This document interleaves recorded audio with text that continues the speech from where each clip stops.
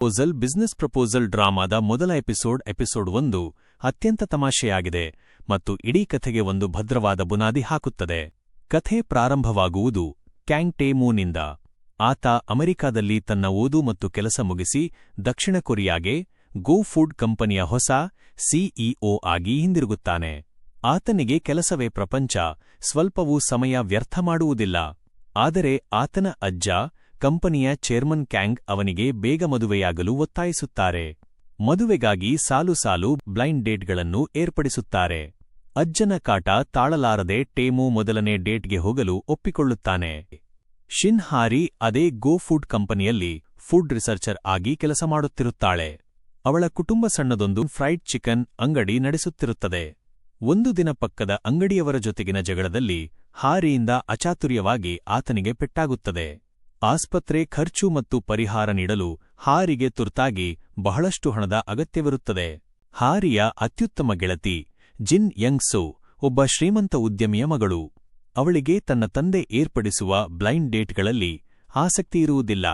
ತನಗೆ ನಿಶ್ಚಯವಾದ ಬ್ಲೈಂಡ್ ಡೇಟನ್ನು ಹೇಗಾದರೂ ಮಾಡಿ ಹಾಳುಮಾಡಲು ಅವಳು ಹಾರಿಗೆ ಹಣದ ಆಮಿಷ ಒಡ್ಡುತ್ತಾಳೆ. ಹಣದ ತೀವ್ರ ಅಗತ್ಯವಿದ್ದ ಕಾರಣ ಹಾರಿ ತನ್ನ ಗೆಳತಿ ಯಂಗ್-ಸೋ ಹೆಸರಿನಲ್ಲಿ ಆ ಡೇಟ್ಗೆ ಹೋಗಿ ಆ ಹುಡುಗನನ್ನು ಬೆದರಿಸಿ ಓಡಿಸಲು ಒಪ್ಪಿಕೊಳ್ಳುತ್ತಾಳೆ. ಹಾರಿ ಯಾರಿಗೂ ಗುರುತು ಸಿಗದಂತೆ ವಿಚಿತ್ರವಾಗಿ ಮೇಕಪ್ ಮಾಡಿಕೊಂಡು ವಿಗ್ ಧರಿಸಿ ಹಣದಾಹಿ ಮತ್ತು ಕೆಟ್ಟ ಹುಡುಗಿಯಂತೆ ನಟಿಸಲು ಹೋಟೆಲ್ಗೆ ಹೋಗುತ್ತಾಳೆ.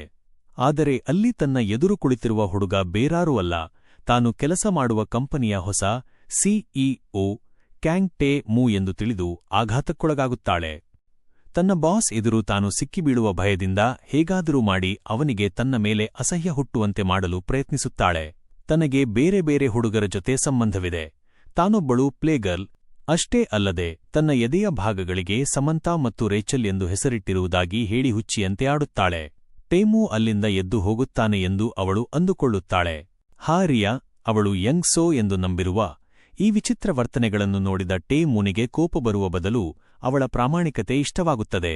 ಈ ಹುಡುಗಿ ಉಳಿದವರಿಗಿಂತ ವಿಭಿನ್ನವಾಗಿದ್ದಾಳೆ ಮತ್ತು ಇವಳನ್ನೇ ಮದುವೆಯಾದರೆ ಅಜ್ಜನ ಬ್ಲೈಂಡ್ ಡೇಟ್ ಕಾಟದಿಂದ ಶಾಶ್ವತವಾಗಿ ಪಾರಾಗಬಹುದು, ತನ್ನ ಪಾಡಿಗೆ ತಾನು ನೆಮ್ಮದಿಯಾಗಿ ಕೆಲಸ ಮಾಡಿಕೊಳ್ಳಬಹುದು ಎಂದು ಲೆಕ್ಕಾಚಾರ ಹಾಕುತ್ತಾನೆ.